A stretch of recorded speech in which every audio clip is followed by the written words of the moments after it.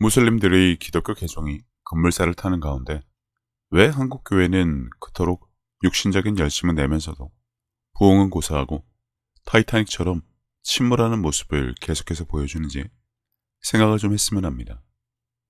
한국에서 무신론자나 기독교 반대자들이 교회를 개독교라 부르며 교회 자체도 기사와 표적을 부정하는 이유는 복합적인 요인에 기인합니다.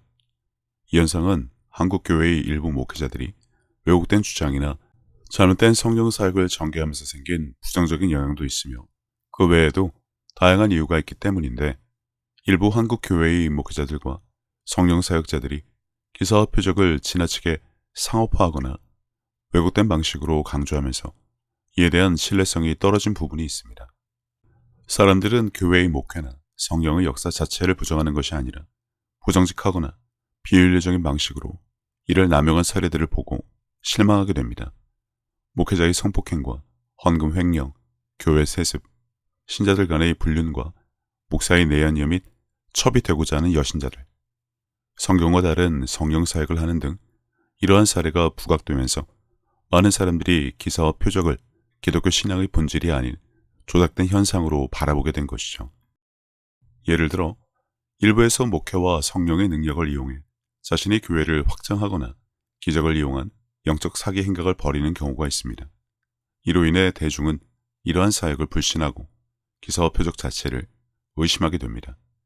이런 경우가 반복되면 기독교의 중요한 영적 요소조차 거짓으로 여겨지게 되는데 정작 올바른 성경 사역을 실천해야 할 목회자들이 이를 터부시하며 교회 안으로는 정욕으로 가득 찬 온갖 더러운 일을 벌이면서도 여전히 하나님의 사랑이니 은혜니 십자가 운운을 하니 더더욱 반감을 살 수밖에요.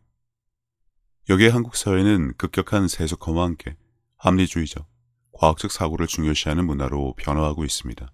특히 젊은 세대는 과학적 증거와 논리적 설명을 중시하는 경향이 강하며 눈으로 보거나 실험적으로 증명되지 않는 것을 잘 믿지 않는 경향이 있습니다. 얼마 전 오컬트 무비인 파묘가 개봉을 했는데 기사와 표적 같은 초자연적 현상은 이러한 사고방식과 충돌할 수밖에 없습니다. 그 결과 기적이나 표적에 대한 이야기를 단순한 미신이나 허위로 치부하는 경향이 생긴 것이죠. 성경에 버젓이 이러한 것이 기록되어 있음에도 말이죠. 물론 이를 옹호하고 지지하고 사수를 해야 할 목회자들이 앞장서서 이를 부정하고 있으니 목회나 성령 사역 자체보다는 그들의 이러한 행태에 사람들은 실망할 수밖에 없습니다. 안으로는 자화자찬을 할지 몰라도 세상 사람들의 눈에는 교회 꼴 참 잘 돌아간다며 비아냥과 비판과 개독교란 지적을 할 수 있는 정당한 빌미를 제공하고 있으니 말이죠. 머리가 없다고 해야 하나? 아님 눈치가 없다고 해야 하나? 누워 침을 뱉으면서 골리앗을 대하는 다윗으로 둔갑을 해 엄한 지적질을 한 결과를 스스로 먹고 있다고 생각하면 됩니다. 게다가 인터넷과 미디어를 통해 종교 비판과 관련된 정보들이 넘쳐나면서 종교에 대한 부정적인 정보가 대중에게 아무런 검증 없이 빠르게 퍼지는 것도 큰 문제죠. 한국에서는 특히 기독교에 대한 비판적인 글이나 영상들이 많이 유통되면서 기적이나 표적과 같은 성경적 개념에 대해 회의적인 시각이 강화되는데 역시나 목회자들이 앞장을 서서 돌을 던지니 반사이익은커녕 그들을 향한 세상의 비난은 더욱 거세질 뿐입니다. 다시 말하지만 그들은 기독교나 성경 사역에 관심이 없습니다. 단 성직자라는 자들이 하는 짓을 보면 양아치나 망난이나 할 짓을 하면서 소돔과 고모라를 방불케 하는 교회의 더럽고 추악한 모습이 거침없이 세상에 까발려지고 있으니 그 비난의 정도는 더더욱 강해질 수밖에요. 신학과 교리를 말씀보다 더 숭배하면서 정작 성경에 대한 이해가 떨어지는 한국 교회는 교회 내부에서도 성령 사역에 대해 경직되고 부정적이고 이를 넘어 성령 모독을 하는 태도를 보이는 경우가 많습니다. 성령의 역사를 실제로 체험하지 않은 많은 목회자와 신자들은 초자연적 현상에 대해 회의적인 시각을 가지며 이는 비판자들에게도 영향을 미칩니다. 설사 교회 밖의 지적질에 한국교회 지도자들이 이러한 비판에 대해 적극적으로 대응하지 못하고 때로는 지나치게 방어적인 태도를 보임으로써 오히려 문제를 악화시키기도 하는데 사실 뭘 알아야 제대로 된 방어를 하죠.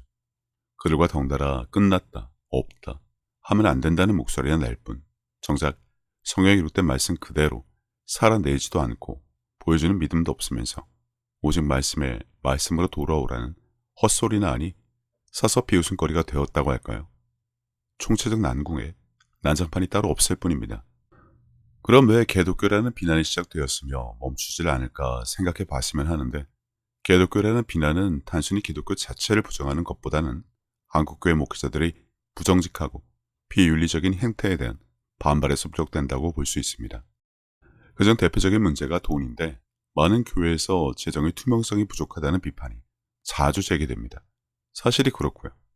일부 목회자들이 교회의 헌금을 개인적인 용도로 사용하거나 교회 자산을 투명하지 않게 관리하는 사례가 보고되면서 이러한 지적은 멈출 수 없을 정도로 한국교회가 빌미를 제공하고 있죠.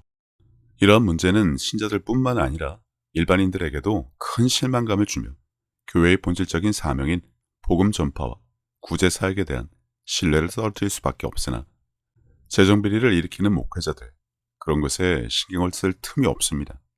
어떻게 해서라도 빼먹고 사용하다 걸리면 갚으면 되지 않냐고 오히려 발광을 떠니 말입니다. 그러면서 목회자의 교회 운영을 하며 하나님의 사랑이니 십자가 은혜니 운운하니 지나가던 개도 웃죠. 그 외에도 성폭력, 직권남용, 교회 내에서의 차별과 같은 비윤리적인 행태가 일어날 때 이런 사람들에게 교회와 목회자에 대한 신뢰를 무너뜨리며 이러한 사건들이 언론에 보도되면서 한국 기독교 전체에 대한 이미지를 손상시키는 결과를 낳는데, 각종 매체를 통해 보고되는 한국 교회의 더럽고 추악한 모습은 소돔과 고모라를 능가하죠.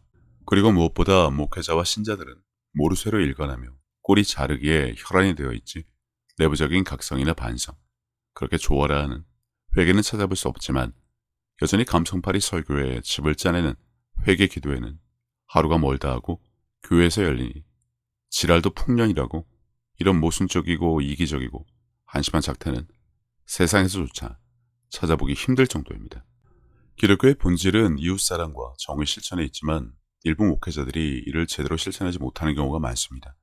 사회적 불의와 고통에 대해 무관심하거나 교회의 이익만을 우선시하는 태도는 사람들로 하여금 교회가 세상과 단절되어 있다고 느끼게 만드는데, 교회가 세상 속에서 빛과 소금의 역할을 하지 못하고 오히려 세속적인 욕망에 얽매이는 모습을 보여주기 때문에 세상이 기독교를 개독교라 부르며 그들을 위선적으로 바라볼 수밖에 없습니다. 그러나 정작 교회는 감히 교회를 개독교라 부른다고 분개나 하죠.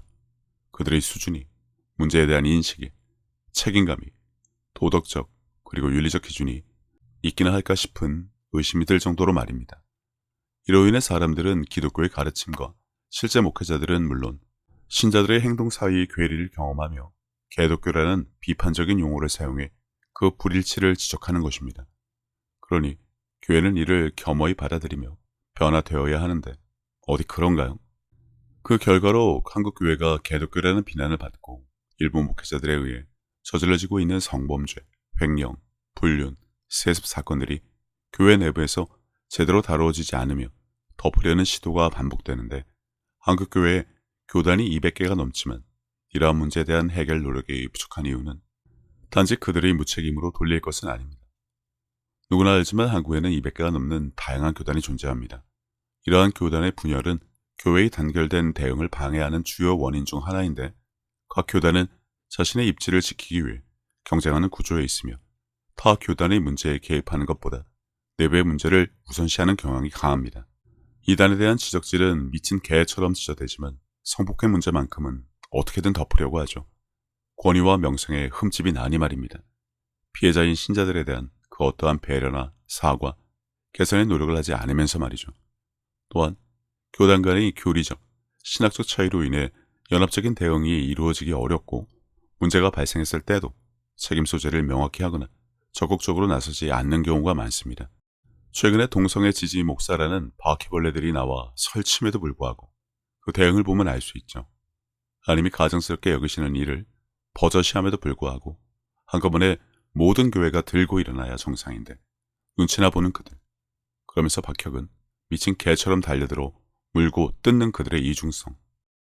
열등감과 피해의식은 하나님에 대한 경외심보다 더 크니 어쩔 수 없습니다. 그리고 한국 사회에 만연한 것이 역시나 교회에도 누룩처럼 들어와 퍼져 있는데 한국 교회의 구조는 종종 수직적이고 권위적인 형태를 띠고 있다는 것입니다. 많은 교회에서는 목회자가 절대적인 권력을 행사하며 교회 내의 의사결정이나 문제 해결 과정에서 투명성이 부족하죠. 목회자의 권위에 도전하는 것을 금기시하는 분위기가 형성되면서 목회자나 교회 내부의 부정적인 사건들이 드러났을 때 이를 감추려는 경향이 나타나는데 온갖 부정과 비리와 정욕과 욕정을 채우기 위해 여신자를 이용하는 그들의 모습이 이를 대변하고 있습니다. 너무나 당연하게 벌어지는 일이지만 한국 교회는 내부 문제를 외부로 노출하는 것을 꺼리며 법적 대응을 통해 문제를 해결하기보다는 교회 내부에서 사건을 마무리하는 경우가 많습니다. 피해자들에게 교회 내부에서의 사과나 위로로 문제를 덮으려는 시도들이 이어지는 것도 모자라 성폭행을 당한 여신자 가족을 찾아가 목사 봐주라는 협박을 하는 신자들은 과연 정상일지만 생각하면 되는데 이는 근본적인 문제 해결로 이어지지 않습니다. 목회자의 성범죄 사건이 발생해도 이를 공론화하고 처벌하려는 움직임이 부족하며 교회가 법적 책임을 지려는 모습도 거의 보이지 않습니다. 왜 그럴까요? 내 교회와 교단의 명성과 권위가 실추되는 것은 피해자에 대한 사과와 회개보다 항상 위에 있기 때문이죠. 그러면서 복음을 전한다고 합니다. 그러면서 개독교란 지적에는 발작하는 쓰레기 집단이란 것이죠. 그 결과 피해자들은 적절한 법적 대응을 받지 못하고 가해 목회자는 처벌 없이 계속 사역을 이어가는 경우가 많습니다. 이는 교회의 사회적 책임과 도덕적 역할을 심각하게 훼손시키며 대중의 분노를 불러일으킬 수밖에 없는데 이러한 것은 전혀 고려하지 않고 오직 지나가기만을 바라는 그들의 치졸함이 개독교란 지적을 결코 잠식시킬 수 없는 원인이라는 것입니다. 그냥 범죄 집단이죠. 한인과 예수의 이름을 팔아 돈을 벌고 정욕과 욕정을 채우며 여신자를 아는 것 없고 고립인 것들이라 비하하는 그들의 이중적인 모습. 겪어서는 모르고 당해도 모르는 한국교회와 신자들. 얼간이의 머저리, 닭대가리도 이러진 않을 것입니다. 더더욱 가관인 것은 성경이 비난하지 말라는 구절을 앞세워 대부분의 교회는 목회자의 잘못이 드러나도 회복과 용서라는 신학적 개념을 잘못 사용해 문제를 은폐하려 합니다. 기독교 신앙에서 용서는 중요한 가치이지만 그것이 잘못된 행동을 묵과하거나 책임을 회피하게 만드는 수단으로 사용될 때는 큰 문제가 된다는 인식조차 갖지 못한다는 것이죠. 성범죄와 같은 심각한 문제에 대해서도 회개하면 용서받을 수 있다는 논리로 목회자의 잘못을 덮어주는 사례들이 발생하면서 교회의 윤리적 책임이 경시되고 있습니다. 하지만 본인이, 그들의 딸이 이런 일을 당해도 과연 그럴까요? 목사 봐주라고 협박하는 주변 신자들의 강요를 사랑으로 받아들일까요? 성폭행을 당한 자신이나 딸에게 참으라고, 봐주라고 할 수 있을까요? 물론 모든 교회가 이러지 않습니다. 그러나 교회가 다르면 하나님이 다릅니까? 지체라는 말이 성경에 있는 것을 봤을 텐데 무릇으로 일관하는 것이 성경의 가르침이던가요? 가짜는 댓글이나 싸지르며 성경 지식이나 자랑하던 자들은 아내가, 딸이, 여자친구가 당해도 그럴까요? 아까 제가 뭐라고 했죠? 지랄도 풍년에 당해봐야 정신을 차릴 자들이 입만 놀리고 있을 뿐입니다. 이처럼 여러 가지 이유를 들 수 있지만 모래성처럼 무너질 수밖에 없는 한국교회의 구조를 좀 더 살펴보자면 한국교회의 일부 목회자들이 부패와 비윤리적인 행태를 보이면서도 여전히 하나님의 사랑과 은혜를 강조하는 모습은 모순적이고 위선적으로 보일 수 있습니다. 이 점을 지적하자면 중동이나 공산권, 빈민국의 독재 정치를 하는 나라들이 한결같이 외부적으로는 지상 낙원을 자처하지만 내부적으로는 부패와 부정이 만연한 것처럼 일부 한국 교회도 겉으로는 사랑과 은혜를 말하면서도 그 내면은 부패와 이기적인 욕망으로 얼룩져 있다는 것입니다.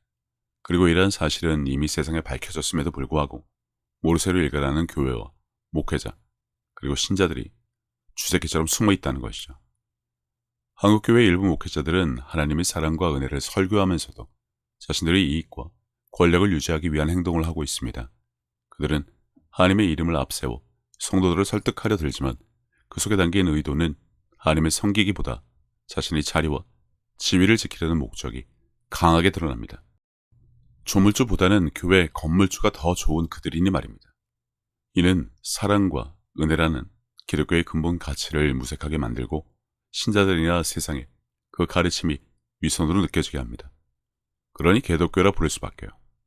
목사들이 자신의 잘못을 회개하지 않고도 끊임없이 은혜와 용서를 말할 때, 이는 외부인들에게 교회가 자신들의 이익을 위해 신앙을 도구로 사용하는 모습으로 비칠 수 있음에도 전혀 아랑곳하지 않습니다.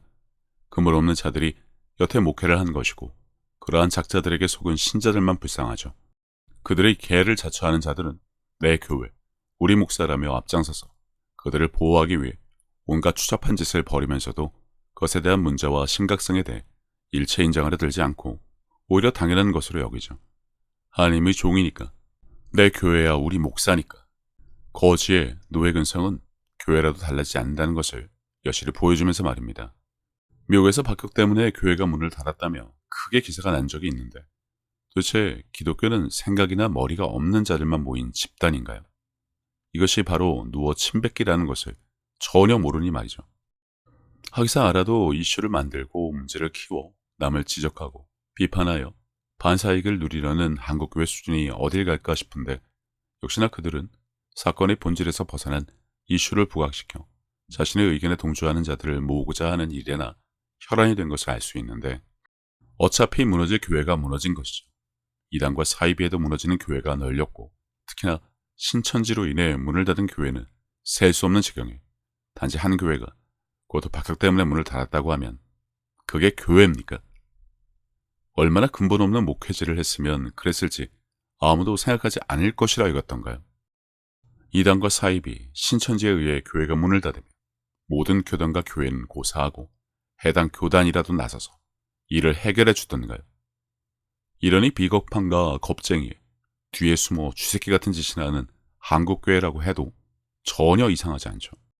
보호를 해야 할 여신자 가안간에, 불륜에, 내연에 첩을 삼고 갖다 바치는 헌금으로 제 욕심이나 채우면서 목회가 어렵고 부교역자 뽑기 어렵고, 요즘 교회가 어려운 이유는 인구 감소가 주요 원인이라는 개도 옷을 보고서나 만들어내는 그들의 수준은 늘 말하지만 그러려니 해요.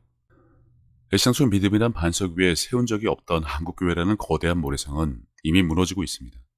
고린도후서에는 그가 모든 사람을 대신하여 죽으심은 살아있는 자들로 하여금 다시는 그들 자신을 위하여 살지 않고 오직 그들을 대신하여 죽었다가 다시 살아나신 이를 위하여 살게 하려 함이라는 기록이 있으나, 예수님을 위해 사는 자, 교회, 목회자가 있던가요? 대부분 나의 형통과 축복을 위해 말씀과 하나님을 이용하는 자나 발의 차이지.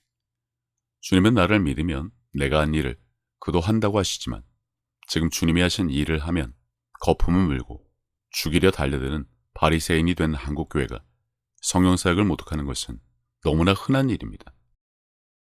그러면서 오직 성경과 교리 공부에 열심을 내라고 하는데, 그렇게 산덩어리만한 지식을 가진다 하더라도 겨자씨만한 문제 하나 해결하지 못하는 한국교회.